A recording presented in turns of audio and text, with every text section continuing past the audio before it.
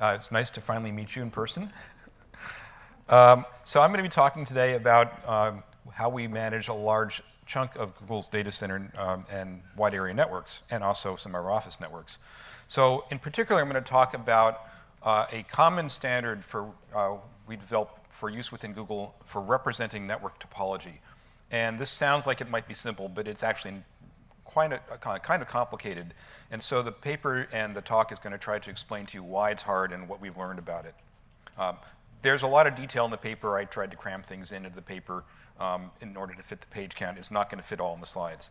So just like Microsoft, we have some big networks. This is a picture of our global wide area network, and there's obviously a lot of pieces to that. And then we have big data centers, and they have lots of wires. And this is just showing, like, some very small fraction of the connections in a data center network. So we have to automate the management of these big networks. And we need to automate the management of a lot of different phases of the life cycle of the network. So we start with things like demand estimation and capacity planning. Then we have to do some sort of high-level network design, like we need some capacity between this city and that city. Then we need to do a detailed network design, like we need these fibers and these attachment, these patch panel ports, and maybe even these amplifiers and splices and things like that. We need to order materials. It's not trivial to just order, all the fibers for a full data center. Then somebody needs to go and actually stand on ladders and install these fibers and all the pieces, all the switches, all the racks. We have to, once they're installed, we have to configure the switches. And for the parts of our network where we use software-defined networking, we have to configure the controllers. Then once it's all running, we have to monitor the network, looking for anomalies and things like that. And we both monitor the whole network and a lot of individual pieces. And finally, we have to diagnose problems. And so these are all problems we've been attacking with this system. Now, I will say Google is very large. I realize that many of you don't have such large networks, but we think the same approaches actually will work pretty well for medium-sized, even small networks. And in fact, as I said in the beginning, we actually do manage the corporate office networks, which are not that big, using some of this. So now, automation. Well, automation needs data. It's, computers are dumb. If you don't have precise and accurate data about the networks, the automation doesn't work. So we have a whole bunch of different kinds of data, and I'm going to talk about these in terms of how they interact with topology. So the first two, our plans for connectivity, basically describe our intent for how the network should connect things together, the topology intent for the network. And then quite often when most of the information we use, but not quite all of it, when we're creating the configuration for devices and controllers, is based on a device's location in the topology or a controller's location in the topology. And then we have additional policy information that basically tells us how to generate this configuration, how to combine topology intent and other things to create the configuration. So I'm going to focus today on the topology part, basically the top two things here. So this talk is about a representation that externally we're calling MALT, which stands for Multi-Abstraction-Layer Topology. It's not quite what we call it internally. And it's our Google standard for almost all representations of network topology. It's been a multi-year journey to get to a standard, and we're not 100% done. It supports a lot of interoperability between software systems. Having one interoperable standard means you can write one system and assume that other consumers will be able to consume the data. Before we had a single standard, it was much more of an n-squared problem. A key thing to MALT's success is our ability to support multiple levels of abstraction. And that means, well, I'll explain that in a few slides. We also have learned that we need to be able to support extensibility and evolution of this representation. That's been one of the trickier problems. One of the things that MALT enables is a shift from an imperative approach to network management to much more of a declarative approach, especially in the design and implementation process. And MALT is supported by a rich software ecosystem, which I will touch on briefly.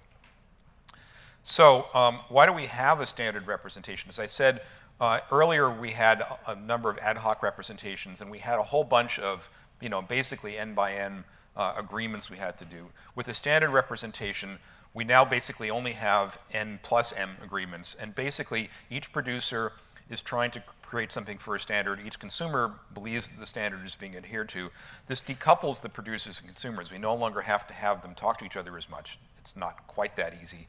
The other thing is we're trying very hard to express knowledge in the data rather than in the code, because knowledge that's expressed in code, like a piece of code that knows that this particular piece of the world has to be configured this way, breaks as soon as something changes, but it's often very hard to find that broken code.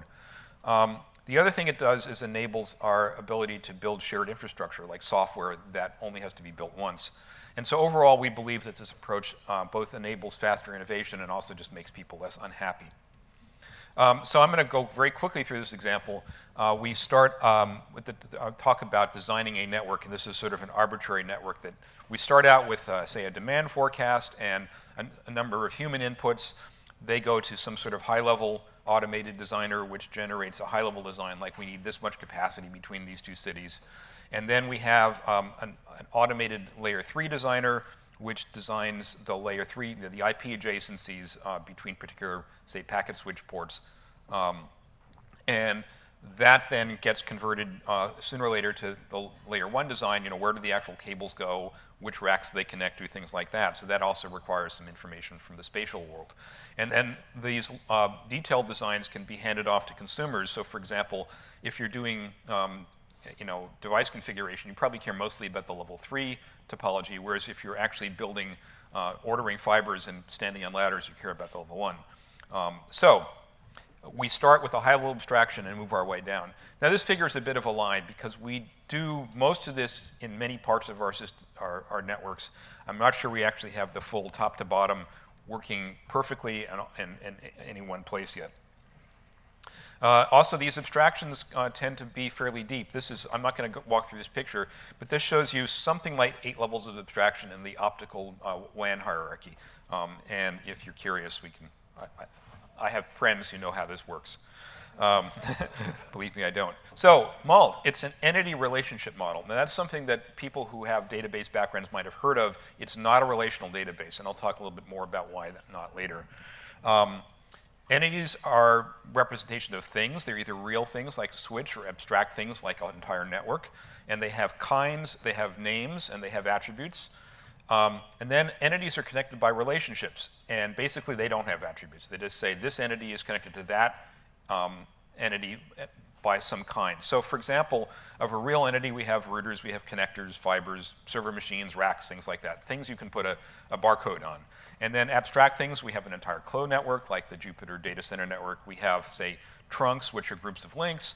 And we have all sorts of groupings for things like redundancy and other kinds of management things. And then typical relations contains as sort of the jack of all trades. This rack contains this chassis. Aggregates you might use for a trunk aggregating over a bunch of links, and controls for an SDN controller controlling switches. So today we have about 250 different entity kinds and about 20 relationship kinds. So I'm going to very quickly go through an example. This is a link between two routers on the left and right. So the entity I've circled here is an interface, and the relationship here by the color code is it contains, the router contains the interface. Now, in fact, this isn't even the whole L3 link because we actually have bidirectional, or each link is unidirectional, so we have to have 2 directions. And then I've also shown how the layer 2 elements actually relate to the layer 3 elements. And this seems complicated, right? But this is a representation for computers, not for humans. So computers are actually quite good at processing graphs with millions of entities in them. Humans are not, but that's not our problem, really. And also, software is bad at making inferences. So if you leave out stuff, humans can kind of guess what's there, software can't. So we want too much detail rather than too little.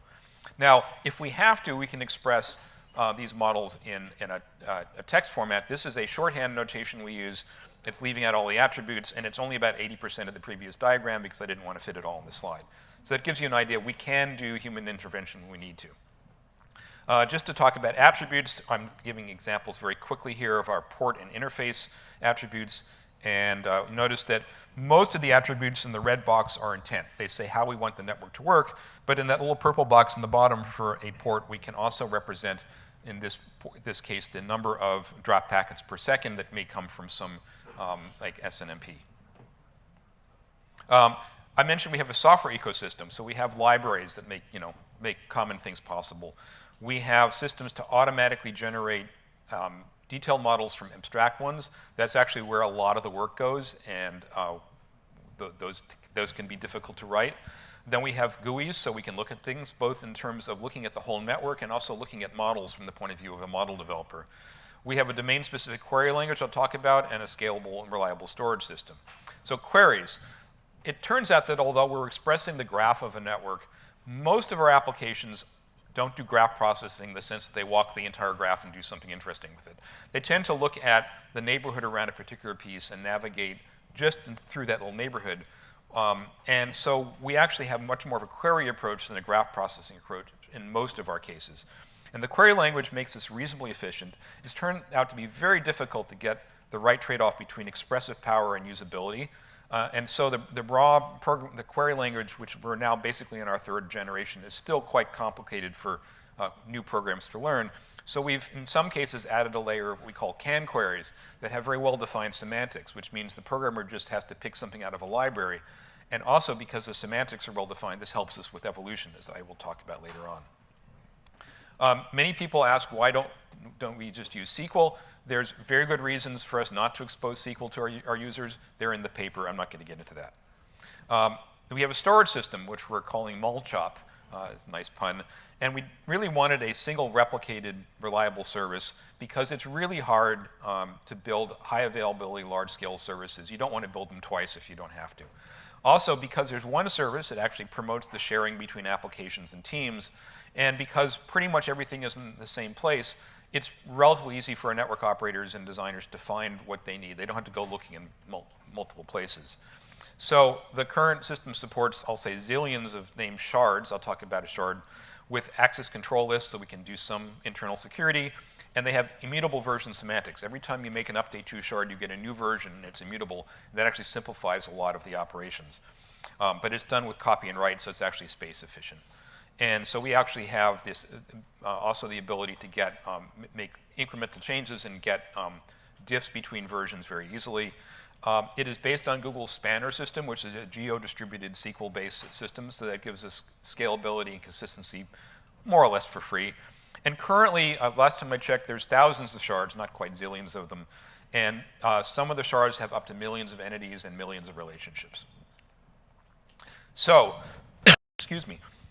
I said earlier that this was harder than we realized, and I'm going to go into some details. I'm not going to go through all these lessons. They're in the paper because we don't have time, but I'll go through 3 of them. So first of all, we learned, I would say the hard way, that we had a false idea at the beginning that it was simpler to have fewer entity kinds because, this long list of entity kinds was daunting. What we found is that is actually a mistake because we ended up overloading certain concepts. That then leads to ambiguity, and software is really not good at dealing with ambiguity, so the code became more complicated. So we've now moved in the other direction. So now we're trying to develop some principles about when you should create a new kind and when you don't need to. So we try to favor orthogonality, which means that things that sort of have the same shape should be maybe combined, but things that have very different kinds of shapes or different kinds of relationships with the rest of the world should be separated. The other thing is that we can take a complex thing like a router and separate it into different entity kinds. So rather than having one entity that represents a complicated router, we have one entity that represents just the packet switching data plane, another entity that represents the local control plane, like the local CPU, and maybe a third one that represents the sheet metal that wraps it all together. And actually, we may even have more. The other thing we've learned is it's very important to use explicit relationships between entities rather than just having an entity's attribute name another one, because it makes it much harder to navigate. And we've also learned the hard way that our use of relationship kinds, we have to be very careful about how we do that. Otherwise, queries become complicated. Now, the other thing is that the schema keeps evolving. And that means that we have to manage the evolution. So we have a group of experts who try to curate all the changes. We actually have a weekly meeting. Some of my colleagues on the review board are here today. We have a mechanism to constrain the schema further for specific parts of the network, this notion of a profile. And that also gives us the ability, we have a language to write machine checkable profiles so we can actually check that the output of a generator matches the profile that the consumer expects. And then, as I said, we have this can query mechanism, which allows us to, most consumers who use can queries don't have to notice when the schema evolves underneath them. So I would say that what we've learned is taxonomy is very hard. Then finally, I talked about why this is an entity relationship model and why we're not using databases. So on the left, I showed you the picture I showed you before, where data basically flows through the system, and it's pretty clear what's going on. I can redraw the same thing with just a big topology database where you're sticking things in and pulling things out with typical update and query semantics. It becomes much harder to understand what's going on in the system, because also much harder to do things, well, I think I have a slide for that. In the data flow style pipeline, we have clear ownership. We know who owns the data at each stage because it's uniquely, in most cases, we have a unique writer. Very clear producer-consumer contracts. It's very easy to create test data sets because you can take a branch of that and sort of stick it off to the side. If you have to rerun the design pipeline because something changes, that's pretty easy. And it's easy to insert validations. Whereas in this database-style pipeline, all these things are sort of the opposite. It's hard. In particular, it's actually very hard to create test data sets, which means it's very hard for us to test our software in the database-style world. So actually, I guess I'm done a little early, which means I guess I'll have time for extra questions. To sum up, the abstraction mechanism has been proven very popular for us. On the other hand, it requires support for control evolution. We need a full software ecosystem. That's not a big surprise. I think I want to reiterate that underlying almost all of our network management is this topology abstraction. And we also have to manage the whole life cycle of a network, not just it's turned on and now you have to get the routing policies right. Thank you. Thank you, Jeff. Questions? Please. Thank you. From the abstraction you have done for the is the microphone on? I can barely hear you, sorry. Hello? Yeah, okay, better. Thank Okay. you. So from the abstraction you draw that it seems like the whole network is being converted into like programmable networks. So do you still have in Google like some networks which are still legacy? Oh, yeah. So, yes, the question was, it seems like everything is SDN. No, it's not true. We actually have a lot of equipment in one of our wide area networks and at offices and in the edge that connects us to ISPs that is standard off-the-shelf vendor gear. Some of that is becoming SDN or more SDN than it used to be, but we still do a lot of things where we actually directly manage the configuration. And that's one of the things that actually falls back into much more of the imperative world. So I talked about the declarative world as part of the design phase. When we're actually running the network, it becomes more imperative. Brian. So, Jeff, could you talk a little bit about, was the decision to create a new storage system an obvious one, or did you start with that? And also, how did you decide about the boundary between what's in the storage abstraction and what's in the language So above it? actually, I was present at the birth of this. I was not one of the original designers of MALT, excuse me. I'm leaking back into our internal representation. But there were a bunch of teams who said we ought to have a storage system. And I got involved with the team that said, well, basically, our boss said, you go off and build one. And one of the things that we established very early was to avoid adding a lot of features to the storage system. We wanted a very simple storage system that didn't have basically has no knowledge of what it's storing. Okay. It knows what entities and relationships are. It doesn't know that this is a router, this is a switch.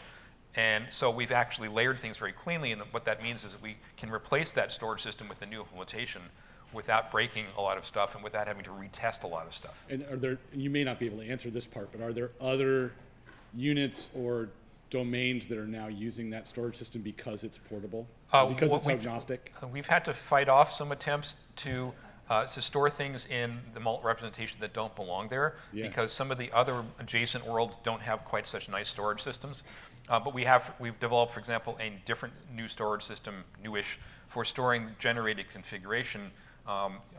Behind you is Anis, who's been running the OpenConfig world. And that's the kind of thing where the output of the configuration generators also need to be stored someplace. But instead of storing them back in this system, which would have been a nightmare for a number of reasons, we pushed them out. Thank you. On Facebook. So I want to ask one question about your last comment about the data flow pipeline model versus the topology-based. In the example, it sounds very natural to prefer the data flow-based model for a greenfield deployment, right? But what do you The term greenfield means, I'm just explaining to the audience, the term greenfield means there's like an empty data center floor, it's just concrete, now we have to build a data center network. Right. But in fact, most of our networks we build partially and then continually update and expand, and so people call that brownfield. Right. And in that case, basically the old state of the network, the model of the previous state, is an input to the model generator. So you don't want to have to pull out all your old wires and replace them if you can do an incremental update. And actually, if you go back to a year ago in NSDI, we had a paper about incremental rewiring of our data center networks. Our model generators clearly have to look at the old model in order to make sure that they don't change things too much. That will have to do it for this talk. Thank you, Jeff.